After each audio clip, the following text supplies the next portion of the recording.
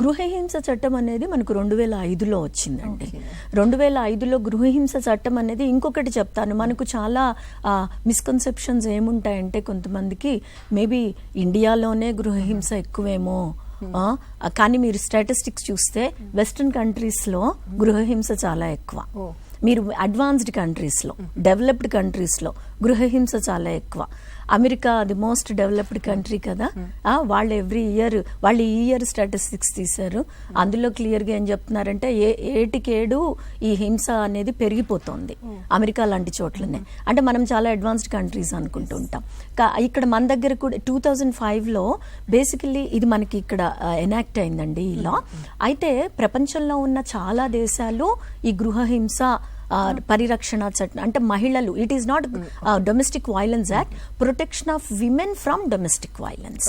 The act పేరు protection of women from domestic violence act 2005.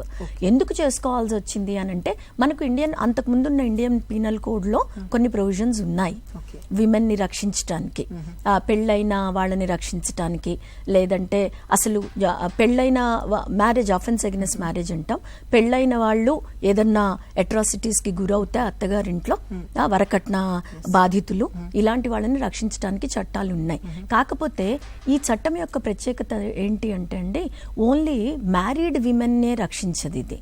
Any women of any age, even a girl. ఇప్పుడు మనం చూస్తుంటాము adapted children కానివ్వండి, లేకపోతే children on foster care అంటాము, పెంచుకున్న లేకపోతే వాళ్ళ సంరక్షణలో, తల్లిదండ్రులు చచ్చిపోయి చుట్టాల సంరక్షణలో ఉంటారు, పిల్లల పేరు మీద ప్రాపర్టీ ఉంటుంది, తర్వాత ఆ ప్రాపర్టీకి వీళ్ళు కేర్ టేకర్స్ గా ఉంటూ పిల్లల్ని తమ దగ్గర ఉంచుకొని వాళ్ళకు కావాల్సిన రక్షణని ఇవ్వరు, వాళ్ళని హింసకు గురి చేస్తూ ఉంటారు.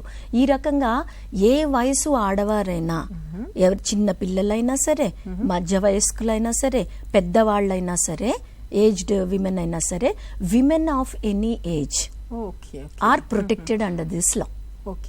అందుకనే మోస్ట్ ఆఫ్ ది టైమ్స్ ఏమనుకుంటామంటే యూజువల్లీ డొమెస్టిక్ వైలెన్స్ యాక్ట్ అనేది మనము 498A అంతకు ముందున్న ఐపీసీతో కలిపి పెట్టేవాళ్ళు కాబట్టి ఎంతసేపటికి పెళ్ళైన ఆడవాళ్లకు మాత్రమే వర్తిస్తుందేమో అనే అంతగా 498కి దాన్ని కలిపేయటం జరిగిపోయింది. కాకపోతే ఈ యాక్ట్ యొక్క ముఖ్య ఉద్దేశం ఏంటంటే అసలు ఓవరాల్ గా ఫీమేల్ ప్రొటెక్షన్ ఎట్ హోమ్. ఎందుకంటే women are vulnerable, female are vulnerable.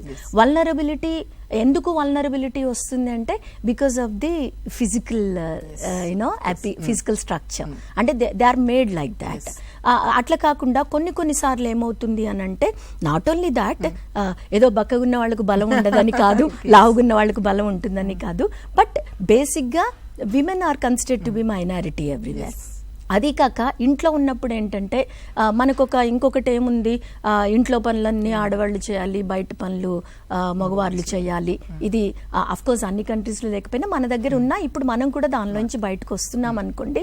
కాకపోతే ఏమవుతుందంటే చిన్న పిల్లలు వాళ్ళ రైట్స్ని వాళ్ళు ప్రొటెక్ట్ చేసుకోలేని వాళ్ళని, ఇందాక నేను చెప్పిన ఉదాహరణలో, లేకపోతే పిల్లలు లేక అడాప్షన్ తీసుకుంటారు, అడాప్షన్ తీసుకున్న తర్వాత వాళ్ళకంటూ పిల్లలు పుడతారు, పుట్టిన తర్వాత ఈ పిల్లల్ని కొంచెము వివక్షకు గురి చేయటము, రైట్. అట్లా కాకుండా పెళ్లి కాని చెల్లెళ్ళు ఉన్నారనుకోండి, పెళ్లి కాని ఆడపిల్లలు ఉంటారు, లేకపోతే విధవలైన వదినలు ఉంటారు, రైట్. వీళ్ళని కొన్ని ఫ్యామిలీస్లో కొంత రకమైన చిన్న చూపు చూస్తూ వాళ్లకు కావాల్సిన సంరక్షణని కల్పించకుండా వాళ్ళ రైట్స్ని, వాళ్ళ ప్రాపర్టీ రైట్స్ని కానివ్వండి, చాలా వరకు ఫిజికల్ అబ్యూజ్ కూడా గురి చేస్తూ ఉంటారు. Most of the time sexual abuse కూడా గురవుతూ ఉంటారు. పిల్లలే కాదు, పెద్దలే కాదు, కొంత అసక్తతకి లోబడిన విమెన్ ఎవరైతే ఉంటారో ఫ్యామిలీస్ లో వాళ్ళ రైట్స్ అనేవి, ఎందుకంటే కాన్స్టిట్యూషన్ అందరికీ ఒక రైట్ ఇచ్చింది ఏంటి, అందరూ వాళ్ళ ఇష్టం వచ్చినట్టు వాళ్ళకి right to life and personal Liberty, ప్రతి ఒక్కళ్ళకి వాళ్ళ జీవితం మీద వాళ్ళకి హక్కు ఉంటుంది. చాలా ఫ్యామిలీస్ లో లేదు, నువ్వు ఈ పని చేయటానికి వీల్లేదు, నువ్వు పని చేయటానికి వెళ్తాను అని ఒకవేళ అమ్మాయి అంటే కొట్టటం, అమ్మాయిల్ని కొట్టటం, ఏ ఏజ్ వాళ్ళనైనా.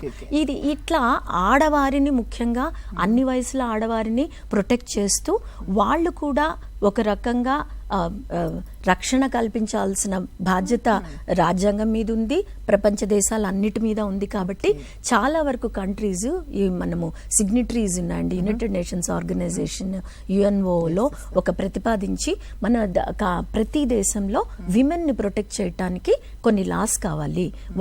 వాళ్ళు బయటికి వెళ్తే ప్రొటెక్ట్ చేయటము అనేది జనరల్ క్రిమినల్ లాస్ చూసుకుంటాయి. బట్ వాళ్ళు ఇంట్లో ఉన్నప్పుడే వాళ్ళ హక్కుల్ని కాలరాయటం అంటూ జరిగితే, వాళ్ళని వివిధ రకాల వివక్షకు గురి చేయటం జరిగితే, అలాంటప్పుడు ఎట్లా రక్షించాలి అని ఆలోచించినప్పుడు ఈ గృహహింస చట్టము, protection of women from domestic violence.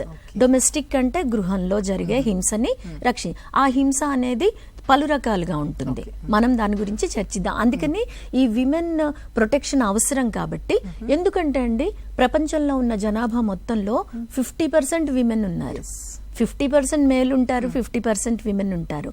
అలాంటప్పుడు ఈక్వల్ ప్రొటెక్షన్ ఉండాలి. Just because I'm born as a female you can't discriminate me on different levels. అందుకని స్పెసిఫిక్ గా అంటే ఒక చట్టం వచ్చిందంటేనే అర్థం ఏంటి, వాళ్ళ రైట్స్ సరిగ్గా ప్రొటెక్ట్ కాబడట్లేదు అని. కాబట్టి చాలా వరకు దేశాలు ఈ డొమెస్టిక్ వైలెన్స్ యాక్ట్ ని తీసుకొచ్చాయి. కాకపోతే చాలా వరకు కంట్రీస్ లో ఇది జెండర్ న్యూట్రల్ గా ఉంది, మగవారిని కూడా రక్షించే రకంగా ఉంది. కాకపోతే ఇండియాలో ప్రస్తుతానికి ఇది protection of women from domestic violence act అంటున్నాం. ఇది మెయిన్ కారణం అండి.